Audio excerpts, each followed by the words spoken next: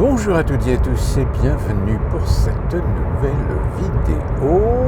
Dans ma précédente vidéo, je vous ai dit que j'allais vous parler un petit peu de quelque chose qui est en train de se passer aux États-Unis.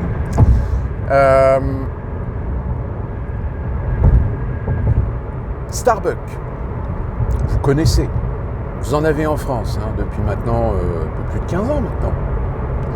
Je vous avouerai franchement que moi, avant que je parte de France, il y avait un Starbucks qui s'était installé à Rouen, j'y ai jamais foutu les pieds.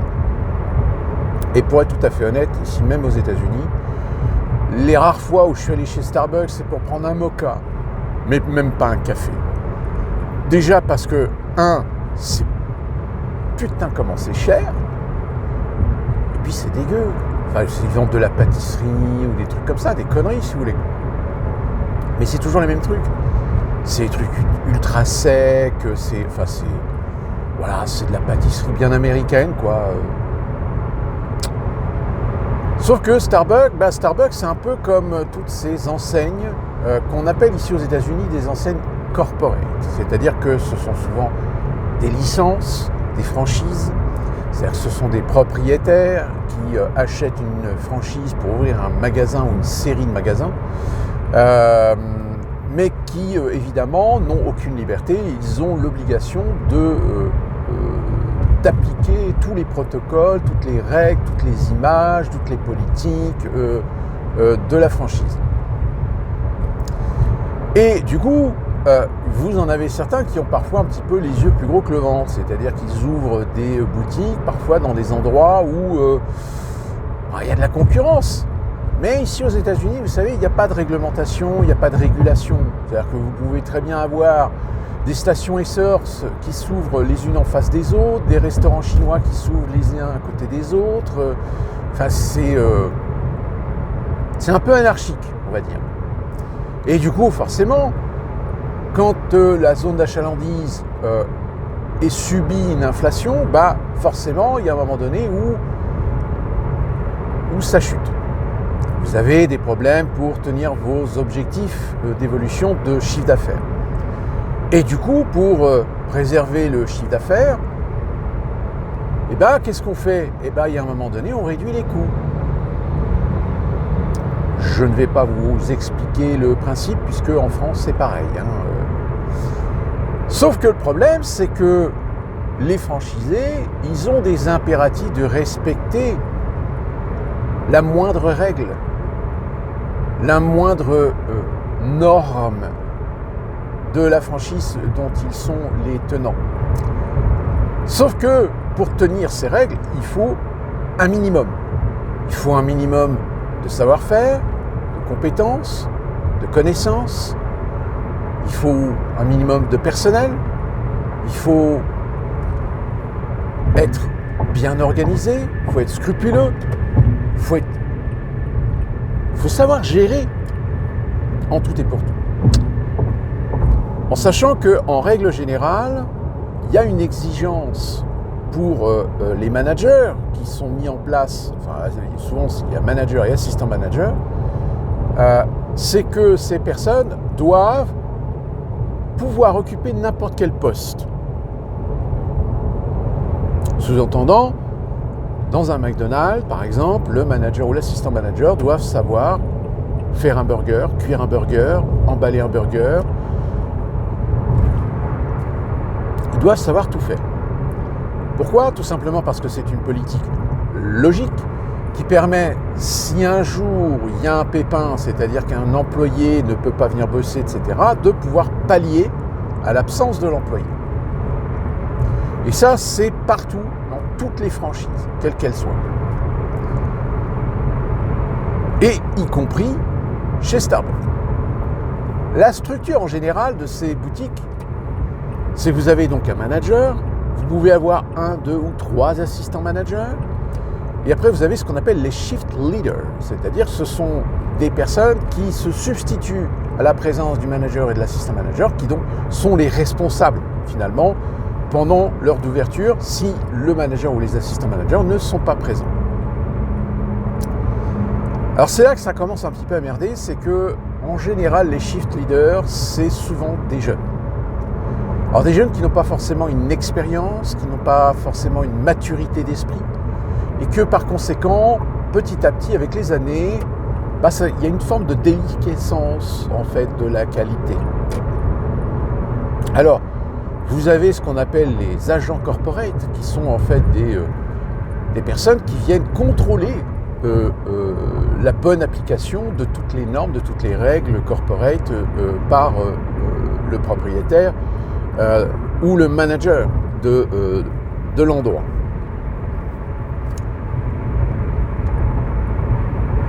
Sauf que là aussi, il y a un problème.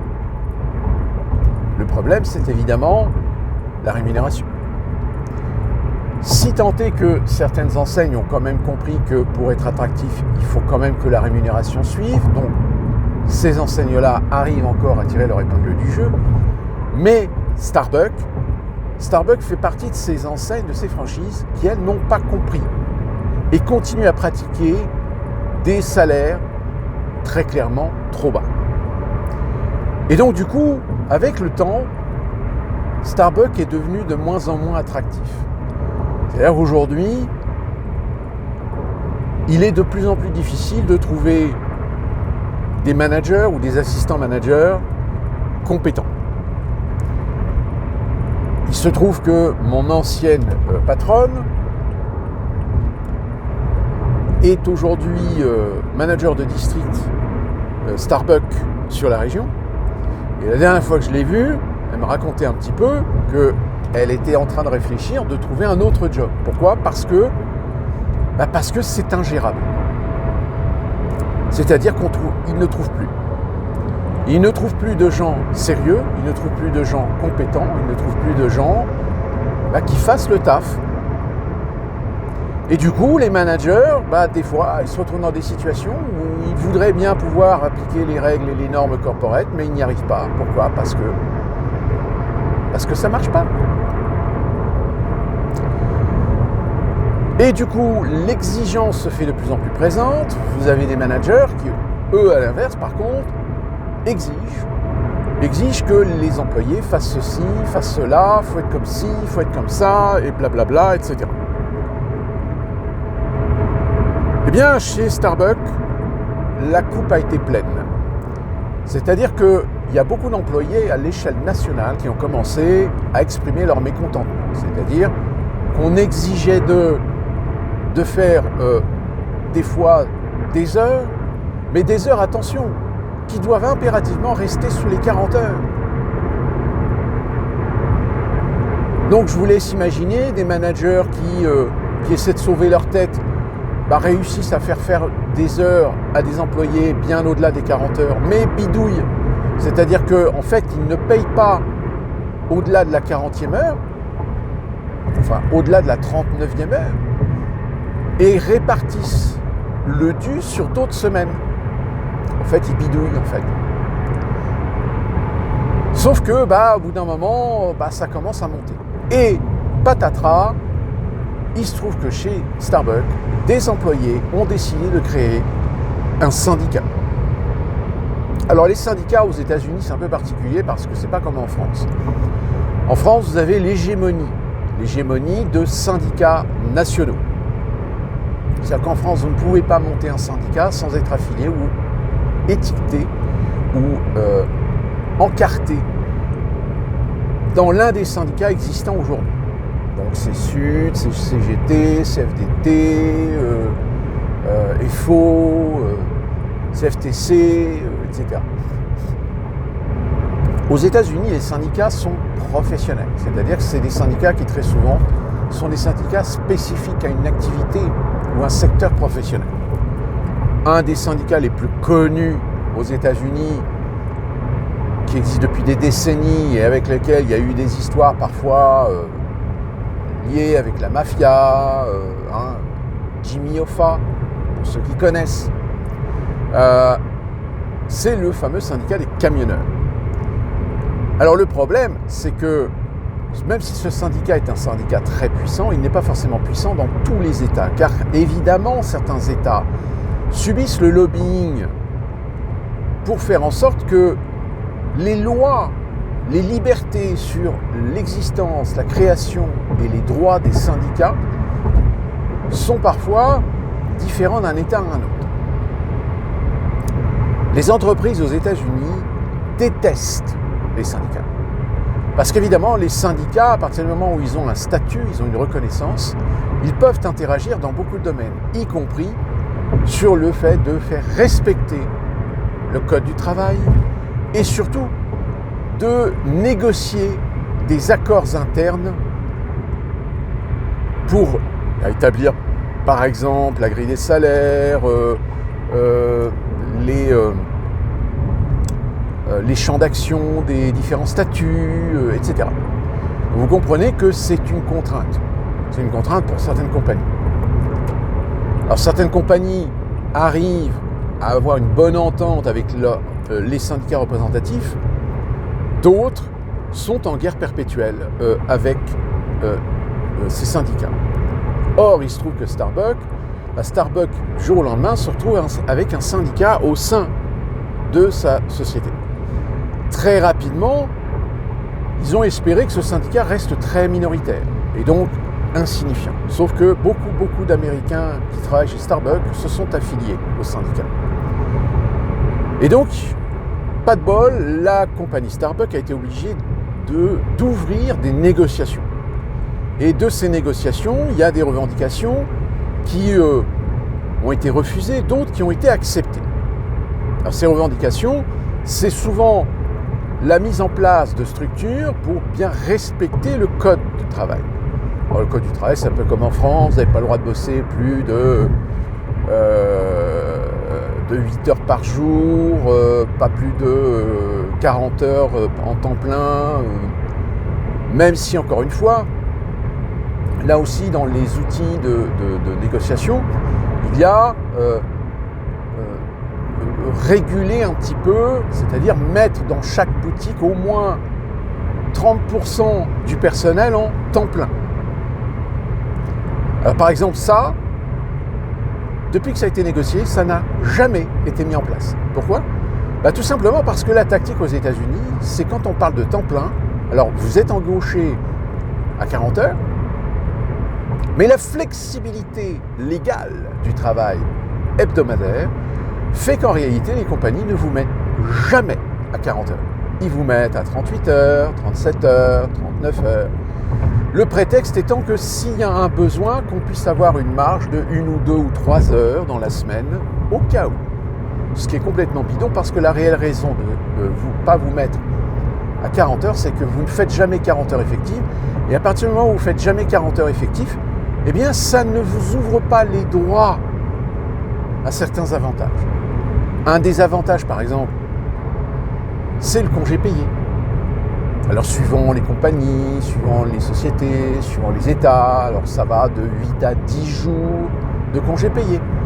Sauf que comme vous ne faites jamais 40 heures, eh bien, ça ne déclenche pas le droit que vous avez de cumuler des heures de congé payé. Moi, par exemple, je suis à 40 heures. Je ne fais jamais 40 heures. Ça fait 2 ans que je bosse dans cette société. Depuis 2 ans, à chaque fois, ils font une bidouille de telle manière à ce que si je dépasse, si je fais 40 heures, hop, ils vont mettre 2-30 minutes de break comme ça, on ne sait pas pourquoi. Et puis par contre, ils vous redonnent des heures la semaine suivante. Mais les managers et assistants managers ont des ordres de ne faire en sorte que jamais, ô combien jamais, un employé fasse 40 heures réelles, productives. Sauf que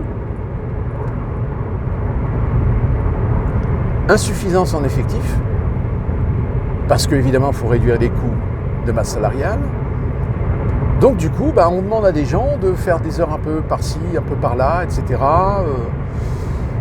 Sauf que y a un moment donné où ça dépasse. Et quand ça dépasse, évidemment, comme c'est de la gestion centralisée, c'est-à-dire que les managers, assistants managers, managers de district n'ont pas la main sur tout ce qui est paie, DRH, fiscalité.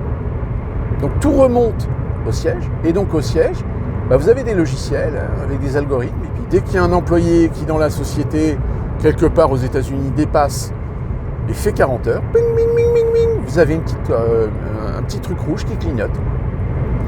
Et là, vous pouvez être sûr que le manager se fait taper sur les doigts. C'est-à-dire que c'est comme en France, malheureusement, il y a un millefeuille à hiérarchie qui fait qu'en bas de l'échelle, on est conscient des problèmes, sauf qu'on est obligé de bidouiller. Et en haut, ils continuent leur politique comme si tout allait bien. Comme s'il n'y avait pas de soucis pour trouver du personnel, pour recruter, pour avoir des gens sérieux, des gens productifs, etc. Sauf que malheureusement, au bout d'un moment, ça repose sur les gens présents et qui eux sont productifs, etc. Ben, il y a un moment donné où on ne peut pas leur faire des heures. Donc la politique à un moment donné, c'est d'embaucher des gens, trouver des gens comme ça, performants, etc. Mais de les garder qu'en temps partiel. Donc on les fait bosser 20 à 25 heures. Et comme ça donne une marge de 10 heures s'il y a besoin. Sauf que la flexibilité, c'est qu'à un moment donné, les gens me disent « Attendez, j'ai une vie ». Alors ils n'obligent pas, hein, mais voilà, ils vous invitent.